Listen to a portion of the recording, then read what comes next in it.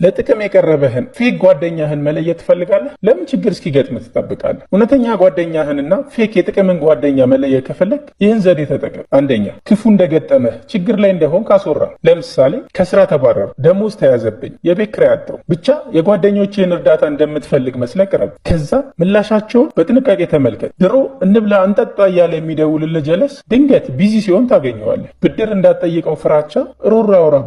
እውነተኛ ጓደኛህ ማለት በዚህ ጊዜ ምንም ሳትጠይቀው ያለውን ያካፈለህ ከጎንህ ያልተለየው ነው። ሁለተኛ፣ ጓደኞችህ የሚጠይቁህን ነገር ሁሉ እሺ አትበል። አንዳንድ ጊዜ ሆን ብለህ እየቻልክ እምቢ፣ ኖ በል፣ አይመቸኝም በል፣ የለኝም በል። ይህን ጊዜ ፌክ ጓደኛ ከሆነ ጸባዩ ሲቀየር ታየዋለህ። ለጥቅም የቀረብህን በዚህ ጊዜ ትለየዋለህ። ከመጠን በላይ ይናደዳል፣ ይበሳጫል። ብራዘር፣ አንዳንድ ሰዎች ጓደኛ አይደለም የሚፈልጉት፣ አብሯቸው የሚዝናና የሚያበድራቸው የሚያኗኑሯቸው ሰው ነው የሚፈልጉት። ስለአንተ ችግር ለመስማት ጊዜ የላቸውም። ወዲያውኑ በሌላ ሰው ይቀይሩሃል። ስለዚህ ለማይሆን ጓደኛ ለምን ዋጋ ትከፍላለህ?